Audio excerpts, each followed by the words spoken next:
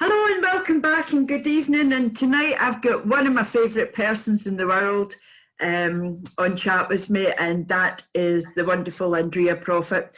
Now, many of you know Andrea from the Cacou Club. She's the co-founder of the Cacou Club in Shrewsbury, and a lot of you know her from Sound Temple, where she does the amazing work with the 432 Hertz crystal bowls. She does them at festivals all over the UK and in Europe as well. Where she is at the moment, she's out in Portugal. And I'm just delighted to see her face, but I'm also delighted to have this chat with her as well. So hello, Andrea, and thanks very much for joining me, and it's good to see you. Hello, June. It's so lovely to see you. Yeah, thank you so much for inviting me. Oh, you're really welcome. Looking forward to it. I'm really looking forward to it. Okay, so taking you back, Andrea, were you born in Shropshire? Because I know that's where your parents live, but is that where you originated from yourself? Not far away. I was born in Wolverhampton, actually, at New Cross Hospital, and I spent the first year of my life just very near there, and then my parents, in their wisdom, moved to Shropshire and to a very small hamlet, and I spent most of my life growing up there. Yeah, until I was 18 and went to uni. But yeah, most of my earlier years were spent in the hills of Shropshire, North Shropshire. Yeah. Ah, fabulous. And then, what kind of child were you? Were you quite a quiet child or an extrovert or? Yeah, I mean, my parents were really amazing at giving us so many different opportunities when we were kids.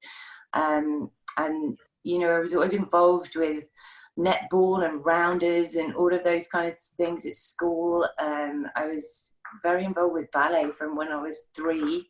So I started doing that when I was 3, and then that carried on until I was 16. So the dance part of it has always been quite a big part of my life, really. And yeah, I got to the point where I was like on point and stuff like that. And then about 8 or 9 years old, my dad found that he had quite a bad back from doing lots of motocross and all sorts of different things like that when he was younger, and found windsurfing and ended up joining Bala Sailing Club. So from about 8 years old till probably about 16, actually, most of our weekends were spent in Bala Lake.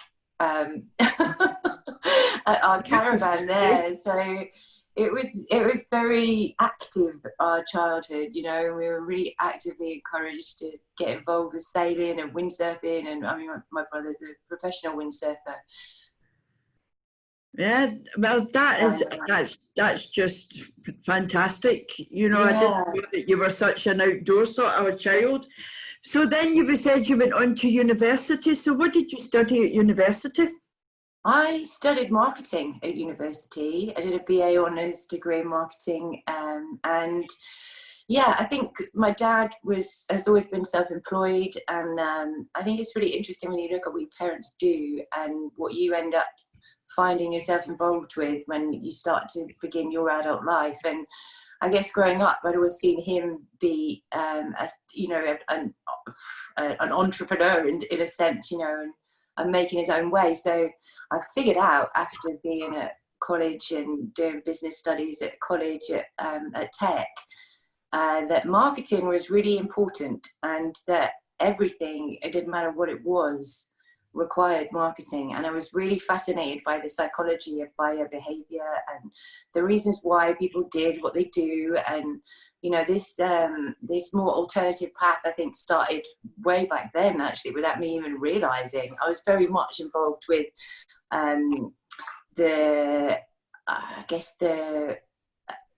the psychology behind things. I was very interested in that. I always picked up tarot when I was like 16, 17, and was always very interested in the mysteries of life, So yeah, the marketing was just an expanded sort of version of that, but in a business sense. So yeah, I did that. It was amazing, actually. I stood me in really good stead for the early part of my career, really. So yeah, it was fab. It was interesting.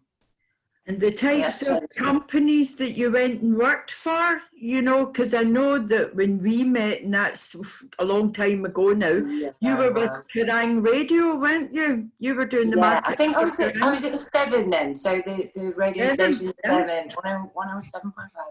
That had started at that point, but yeah, prior to that, I was working for Kerrang Radio. So when I finished my degree, I worked for an exhibition consultant. So I used to sell exhibition space, and I was living in Birmingham at the time. And we, as my partner and I at the time, decided we were going to go traveling. So after university finished, we did that whole thing, saved up for a year. I worked for this exhibition company, and then we traveled to New Zealand. And then that was, I mean, I've always travelled, I guess, really, you know, even in younger years, you know, the backs of vans to windsurfing events or whatever.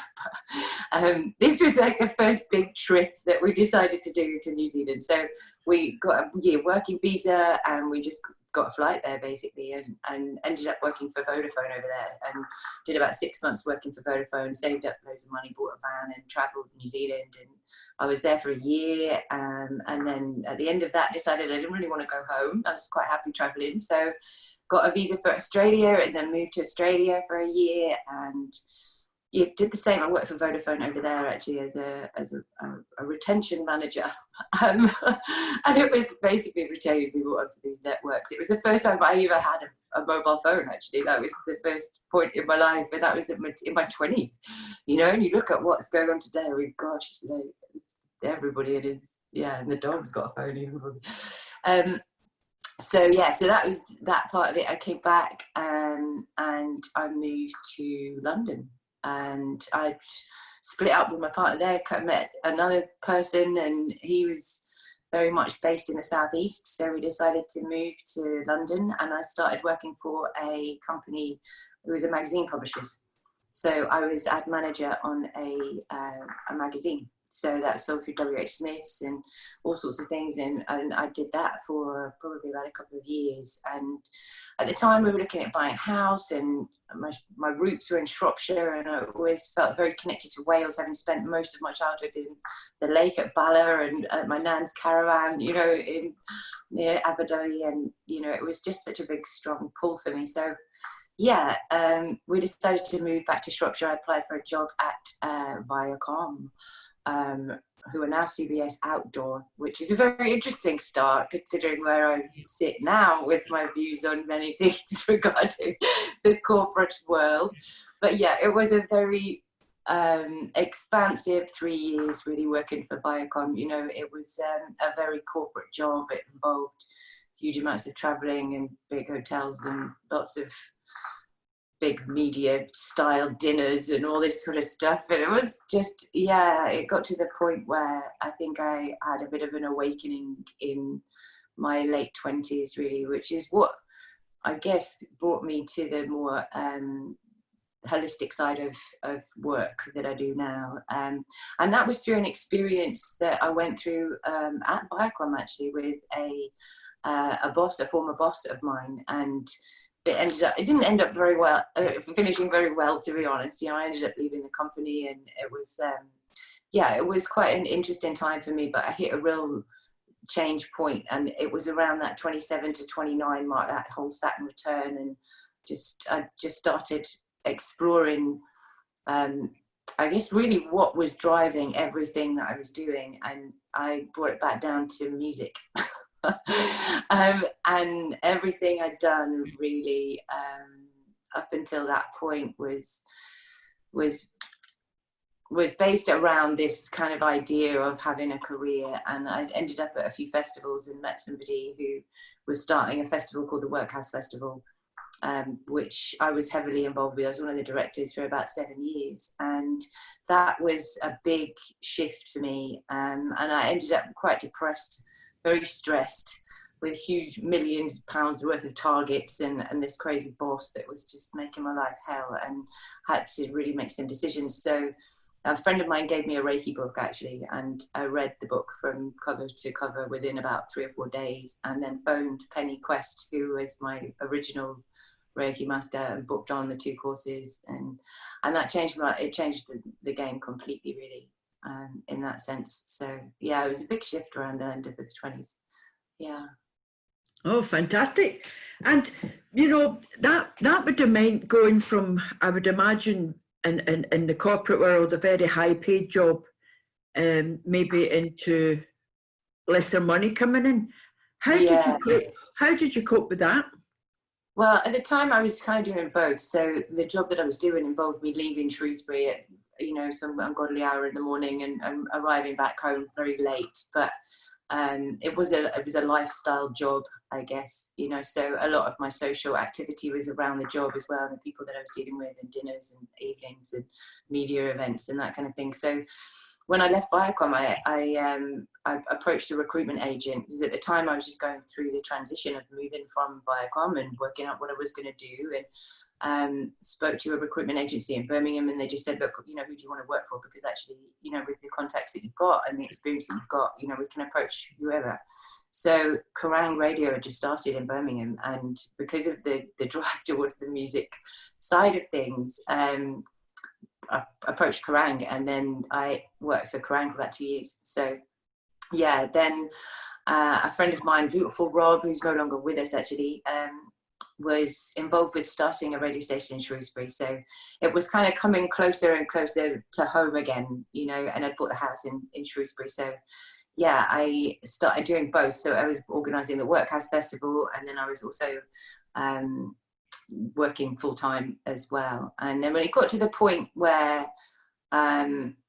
I felt like I wanted to really make that step over, it was a permaculture course that Steve Joe ran actually that really shifted everything for me completely and made me realise that I'd got one foot in one world and one foot in another world. And yeah, that transition over was fairly difficult, but because I'd been involved with marketing for a long time, I just set up a freelance business. So I was doing marketing consultancy. So I was doing that part-time, and then I was also working for the council, doing a night shift, doing that. And then I was doing the Workhouse Festival and yeah, just trying to make it work really. I rented a couple of rooms out of my house, and it was, yeah, you just kind of make it work. And that was a real decision, I think, to start moving in a very different direction at that point in my life, in my early 30s. And then I finished with the Workhouse Festival and decided that I was going to set up my own events business.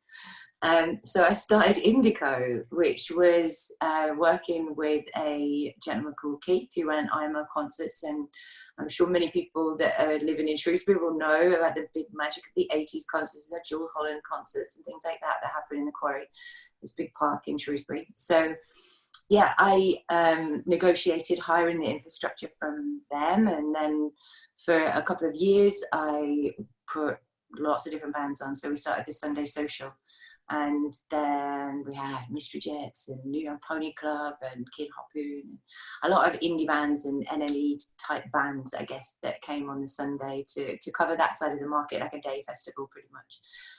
So I did that in Shrewsbury and Arundel Castle in Brighton, and then we did Sherwood Forest. I went to Supergrass and Super Furry Animals play, and yeah, it was a really interesting time. It was I've always been involved with organising events, I think, from my mid-20s. So yeah, it's always been like a lot of different things feeding in. I don't seem to be able to just focus on one thing. It's a wide spectrum that is covered. Yeah. That's one of the I would see as a great strength with you, is that you can turn your hand to anything, really, can't you? And you do it with such ease and grace as well. I think it's wonderful how you do that. So then you co-founded Cacou Club, which is a fantastic monthly event when we were holding events before COVID. And it's going online soon as well now, which is wonderful.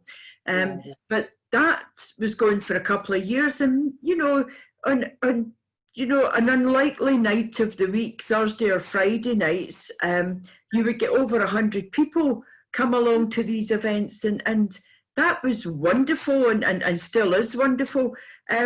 So how did you get involved with that? Because you co-founded that with Pablo.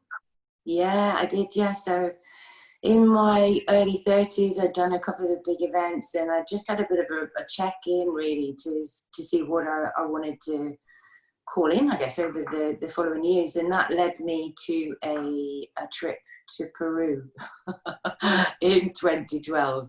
So I had this big, I've been working with lots of different people. Duncan Wordley is a big part of my journey, and I'd been doing a lot of work with him, and I've been doing sweat lodges with him for a long time now. And I remember having a conversation with him back before 2012, and there was all of the information that was come through around that, and this big shift in consciousness, and I was feeling it very much so at the time. So in my wisdom, I decided I was going to sell the house. I was going to go to Peru. And I mean, after the permaculture course that I did with Steve, I ended up getting involved with forest gardening. And I was at the time volunteering at forest schools for about 1.5 years.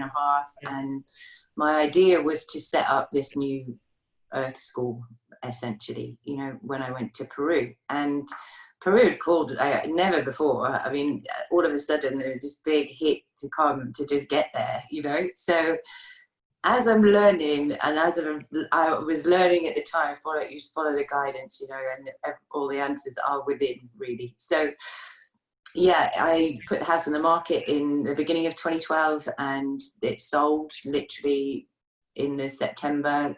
It went through, and I got on a plane to Peru early December, and landed and met the wonderful Ollie Boone there, and Stephanie Jackson, and a few other people were there as well. So we celebrated 2112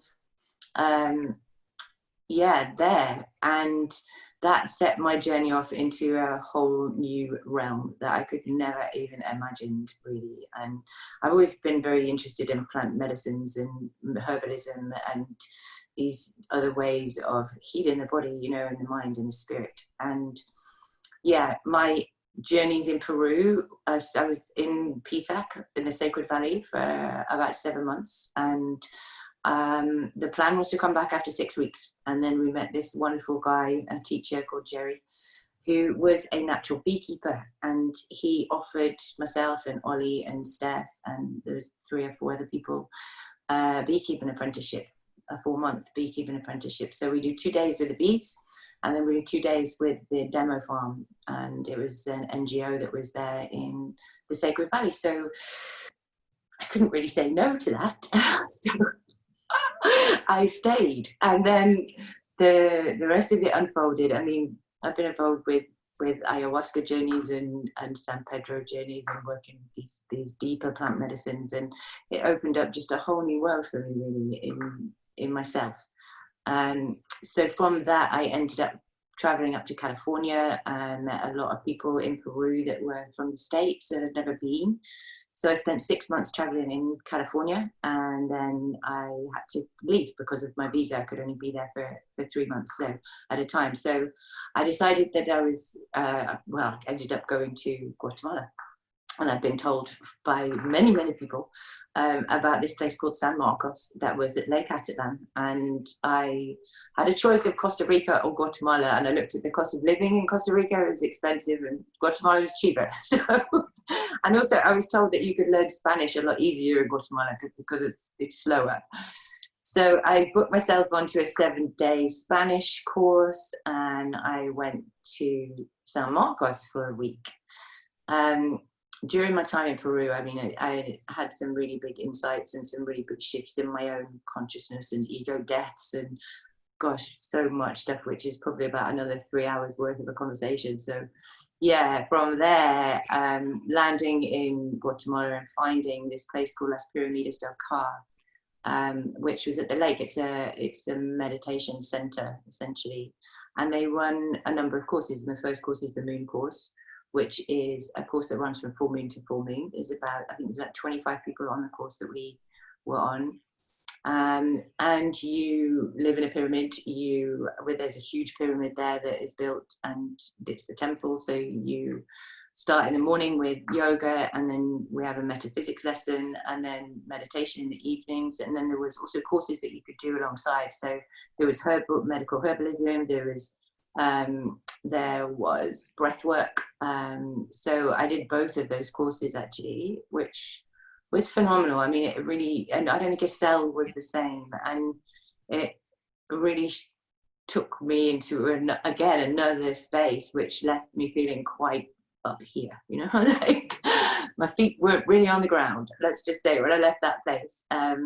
So yeah, I'd gone down to Guatemala, done the course, or done the Spanish course. I'd sampled what San Marcos had to offer, and then I ended up going back to the States and then coming back to Guatemala. I ended up in Guatemala for about 7 months. So yeah, the first part of that was the moon course at Las Piramides, and then the next part of that was at Cavalia Ashram, and I just realized that I needed to really ground a lot of this stuff in after Peru and the medicine journeys there in California, and then down back to Guatemala, and yeah, just some really deep experiences. So I did a monthly yoga course, which was like 3 hours of yoga a day to try and bring myself back into the body. And then I found the incredible Keith Wilson, the cacao shaman, as he is known, and his porch.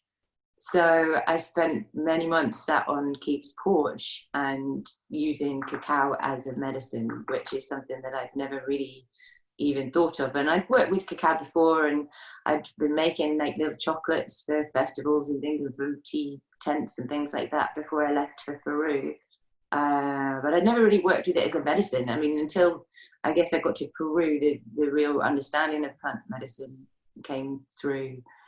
So yeah, after months of sitting there and nearly 2.5 years of being away from home, I kind of got this call back to Wales, and I went to one of Keith's ceremonies. He holds ceremonies each week on his porch, and you go and you sit, you drink cacao, and it's very much a group healing. So you work through a lot of this emotional pain body stuff. You learn a lot. You learn how to operate as an empath. You learn all about cacao. You learn so much really from his porch. You know, I have a lot to be grateful for in that sense, and bringing cacao into my world in that way. So I went to one of his ceremonies, and I sat there, and the intention for the ceremony was to work out whether I was going to come back to the UK or not. And I was sat there and we drank our cacao, and Keith started talking about the cacao plant, and said that he'd been on a little tour of Europe about 2 years before.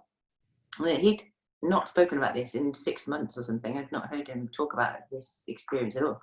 So he said, you know, there's only a couple of bars of cacao that we came across that people were making that we would use in ceremony. And one is a guy from Germany, and the other is a guy from Wales. And he uses Ashaninka cacao. So I'm sat there with my eyes closed, my eyes immediately just like, huh? So I look at Keith and I said, do you remember what his name was, Keith? And he said, oh, no, I'm not really sure what his name was, but I've still got his wrapper somewhere. I'll find it for you in a bit. So anyway, next thing I knew, Barbara, his partner, comes out with Pablo's chocolate wrapper. What? 5,000 feet up, you know, at this crater lake in Guatemala. I haven't spoken to Pablo since I'd left, pretty much, you know, and then all of a sudden I'm being presented with his forever cacao chocolate wrapper, you know, on Keith's porch. I was gobsmacked, really, you know. And at the time, me being me, just discounted that. We didn't discount it totally, but I decided that no, I was going to stay. And at the time, I'd set up Crafternoons, and that's another part of another string, I guess, to the bow. So it was running recycle craft workshops there with a friend of mine, Kimberly. So she'd asked me to go to the States with her and help her at all these amazing festivals in Arizona and Colorado and Oregon and all the places in the States that I wanted to go, you know. So I was like, okay, cool. Well, I'll just put that on the back burner, the fact that Pablo's chocolate wrapper's just come up. Messaged Pablo and said, no way, Keith's just endorsed your chocolate, it's ceremonial grade. So we started chatting again. And then, yeah, it just transpired that the flight that I'd booked to Mexico got cancelled. The money got taken out of my account. I booked another flight to Mexico to go meet these guys that I was going to be working with in the States. That flight got cancelled. The money got taken out of my account, and I was pretty much left with zero.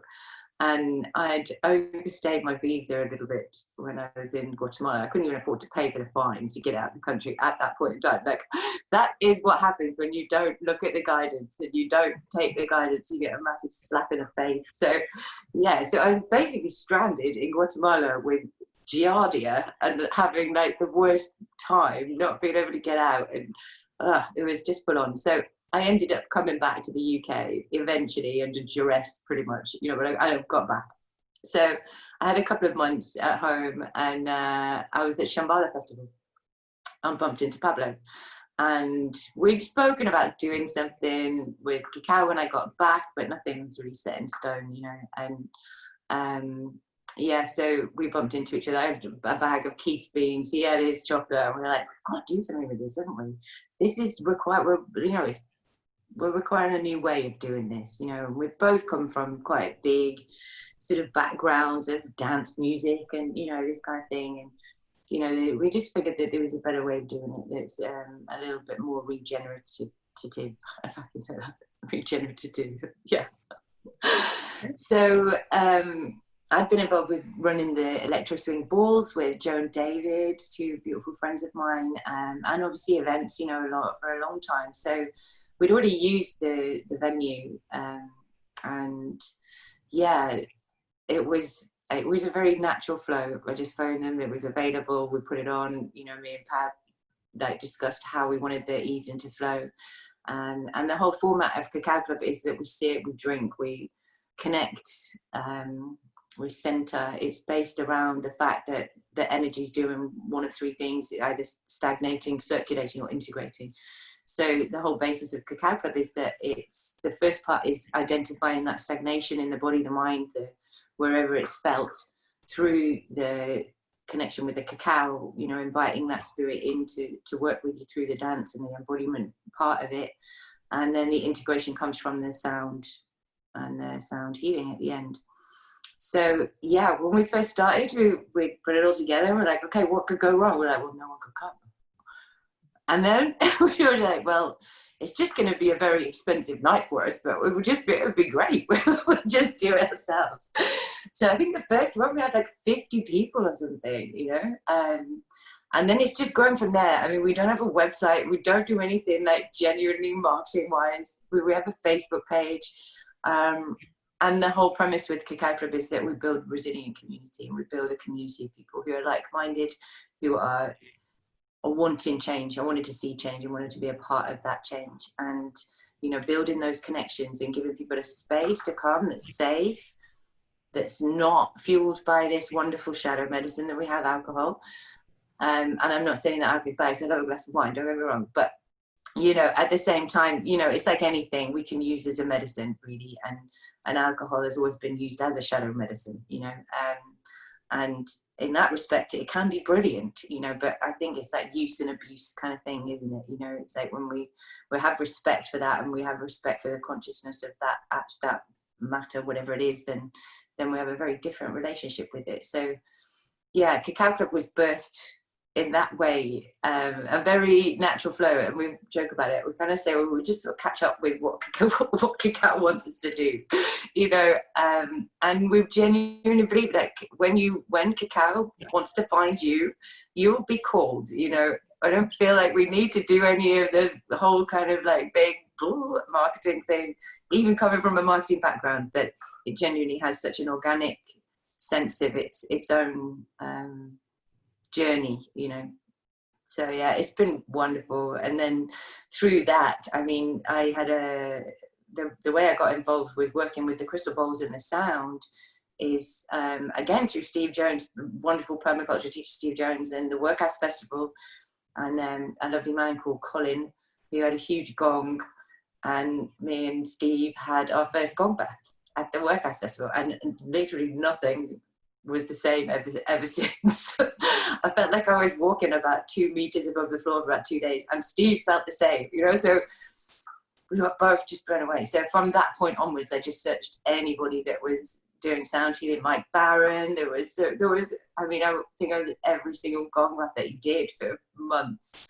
And then this big hit came to really sort of go into that training and to learn a lot more about frequency and sound and music. Ever since I was a kid, you know, I used to listen to all my mom's records and tape the charts, and you know, it was always music that really rocked me. Like for a lot of people, actually, it's like music is such a big part of our lives, isn't it?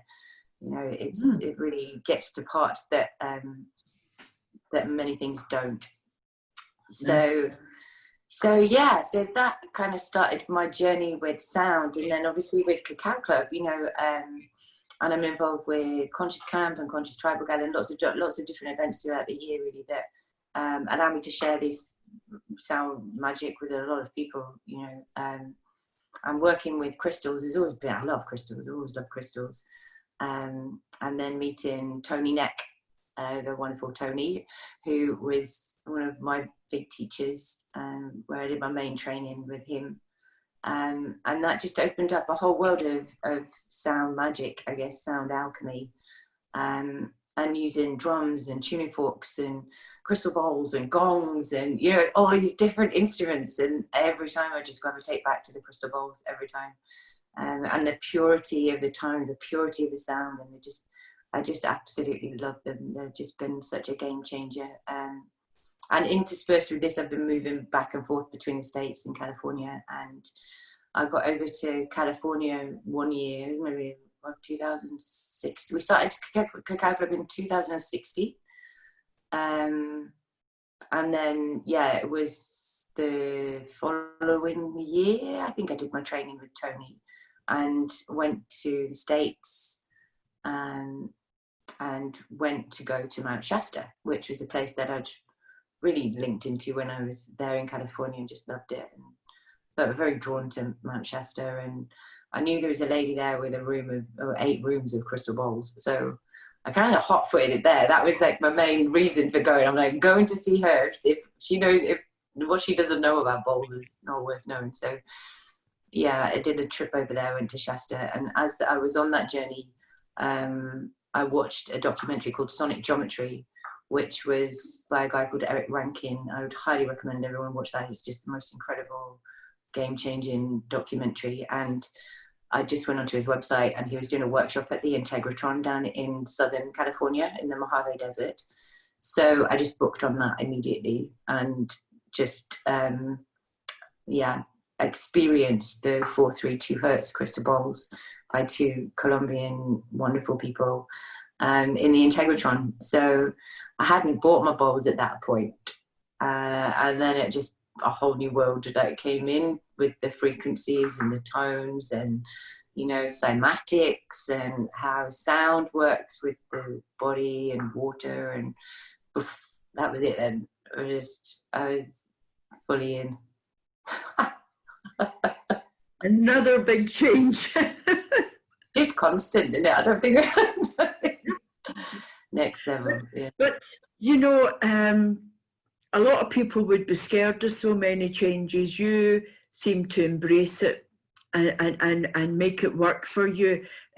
Do you have do you always just follow your heart, even if your head's saying, no, don't do this, or is it, you know, what is it that's guiding you through this so that you're making these decisions? You know, what do you think it is?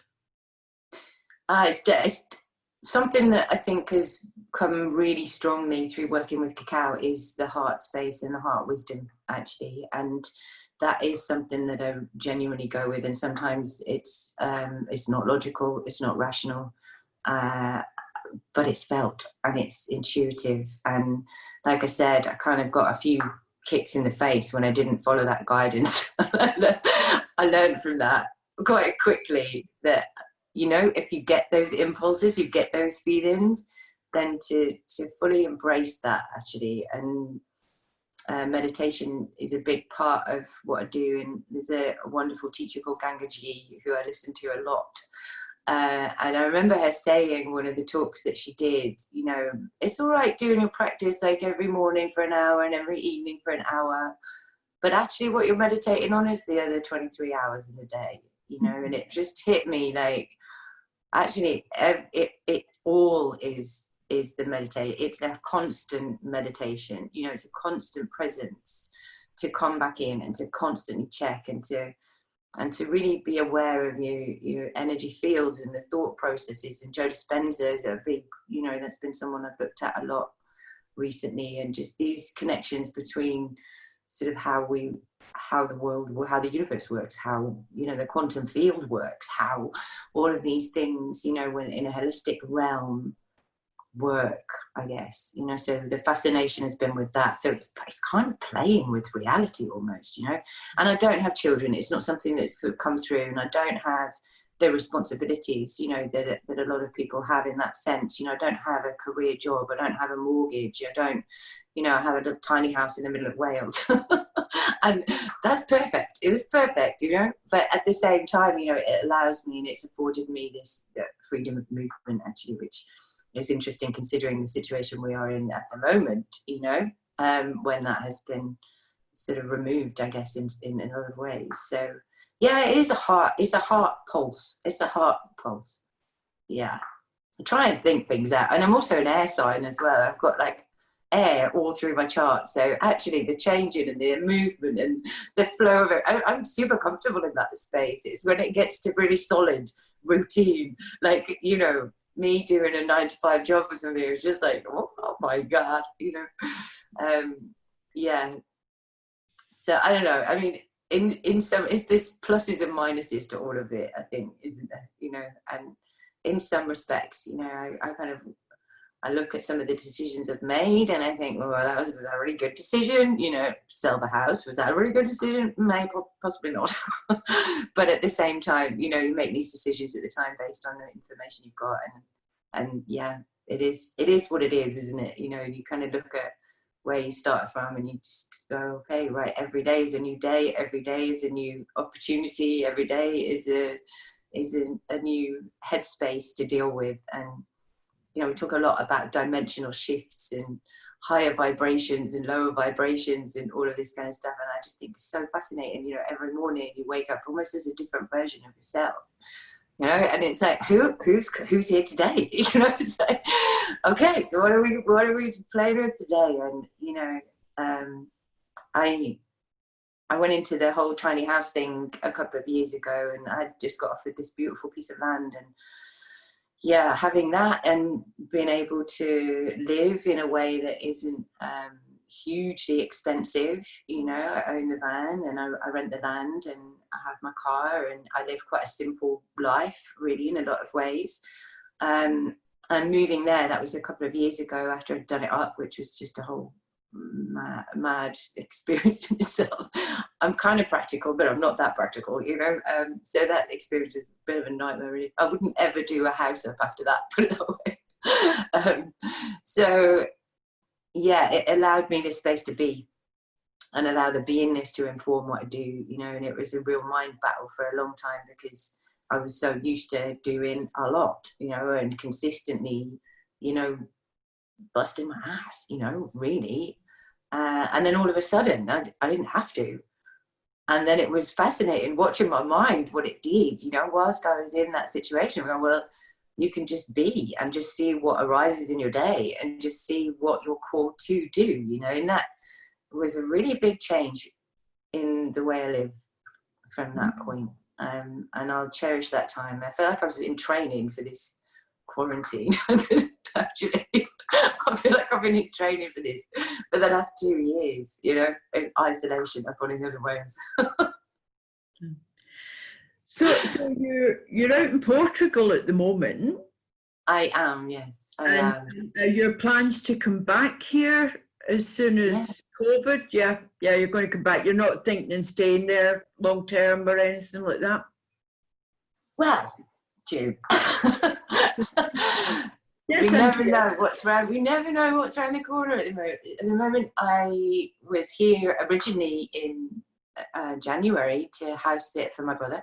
Then obviously all this happened and my flight got cancelled, and it seemed like a good place to stay. You know, where I am is very sort of, it's right on the southwest tip of Portugal, so it's far away from many places and it's very quiet. So it felt like a much safer space to be, really, considering what was going on. So yeah, I mean, it's unfolding. I've got bowls here now, and I've been working and doing some sessions here, working with yoga teachers, and you know, recreating, I guess, what I would do at home. Everything just got cancelled, obviously, going forward, as the events do or have done. So yeah, the Wild Women's Gathering, you know, I've been involved with the Women's Circle, so we've been looking at different ideas around that, and just shifting the work online and recording the bowls, and it's really shifted the work up to a different level now. So we've just opened up a little bit now in Portugal, so we can meet up to 20 people. So yeah, at the moment, I'm trying to get back to the UK for a little bit, but I think my all being well, you know, it'll be between here and Portugal really that I think the main of my work will be, depending on how we go with travels and things like that. But yeah, Portugal's got a very big piece of my heart. I'm very interested, and I've always been interested in the Magdalene, you know, mysteries. And the Knights Templar have been quite an intriguing story for me over the years, and I've gone into that a lot. And when I first arrived in Portugal, I had no idea how much that story was relevant to here. And Freddie Silver is another one of the teachers that I look to a lot. And the reason why the Sound Temple is called the Sound Temple is because of Freddie Silver, actually. And I did his course, the workshop, temple making. So he is highly recommend checking out his work. He's great. He's a really interesting guy. And when I first got here, I watched this documentary. It was 900 Years of the Knights Templar, and it was all about Portugal. So it sent me on this quest. So I've been traveling. I've been up to Tomar, to there, and there's where we are in Sagres is where this wonderful man called Henry the Navigator funded all the Age of Discoveries from Portugal, and he was a Knights Templar and was the head of the Priory of Sion, and so it's just really deep stories to be discovered. And yeah, and now I'm trying to put together this YouTube channel that focuses on wonderful sound temples, the earth temples of the world. So it's caves at the moment is the big thing. So I'm cave hunting at the moment, the sound and the acoustics in the caves is fascinating. So you're going to be doing that. You're going to put them online on your YouTube channel that you're setting up. If people watching this, Andrea, wanted to get in contact with you, what's the best way to do that? You know, if they want to find out more about what you're doing, where you're doing it, is there a website address that people can look at? Is there a Facebook page that people can look at? So we're going to activate the internet. That's the next job for us all. So I'm working on that at the moment. So I haven't actually got my website. I've got the Moondance website. You know, this is other thing that I created before I came away. So the Moondance is a feminine dance, you know, for the wild feminines that is generally around new moon. So there's the moondance.co.uk. That's the site that I run. The Sound Temple on Facebook. My personal Facebook page is a great sort of way to contact me. That keeps everything in one place. Obviously, Cacou Club. That's another way to get in contact with me. I am working on a website at the minute. I promise. I've got notes and notes and notes, but yeah, the work is changing and fluxing, and I think I said to you in an earlier conversation, you know, that sleep has been like a really big, interesting investigation for me over the last 6 months or so with what's been going on, and I've had really big issues with my sleep, and the sound has been really helping me with that and a number of other things. So I'm in the process of creating something around that, you know, for people. So that will have a website. It might just be a one-pager, but it will do. Doesn't matter. Doesn't matter. But yeah, Facebook, Instagram. I'm on Instagram. It's Andrea Proffitt as well. So yeah, I'll put the links up on the channel and on the website to you as well when we do it. Andrea, it's been an absolute pleasure having you on. Thank you. I mean, I know that you and I could probably talk till tomorrow easily. Totally could. A brief overview of my life. It's been really good to actually have this review. It's really interesting.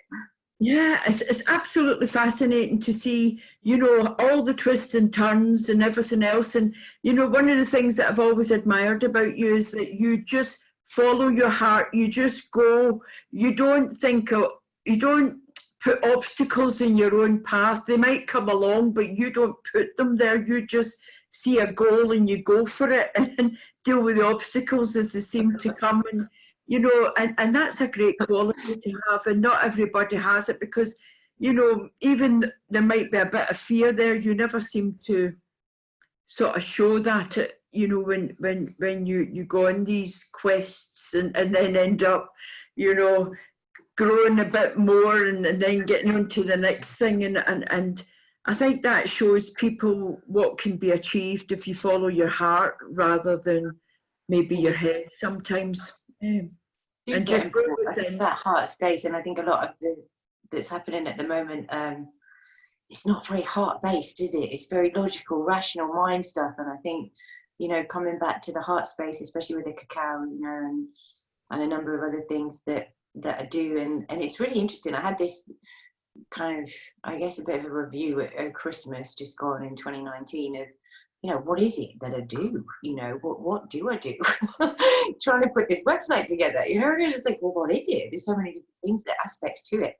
But actually, I think, you know, with all of us as healers, you know, we open the space, don't we? You know, and I think that's all we really need to do is to open that space for people, you know, in a space of non-judgment, a space of love, and a space of acceptance, and a space of just recognizing, you know, that everybody has got such individual paths, and, you know, we're here to help each other home, or we're here to help each other, you know, understand each other, you know, really. And we're being faced with some big stuff at the moment, you know, and I think it's really calling us all into full authenticity and full wholeness, you know, and going forward, you know, with the bowls, it's offering that vibrational wholeness, that bringing that spiritual vibration into physical form, you know, and really operating from that level, like you said, the heart level, the higher heart level, the intuition, you know, the real deep feminine wisdom that is really arising on the planet at the moment, you know, and thank God we're seeing that, you know, we're seeing things move and shift and change and things come into light, and,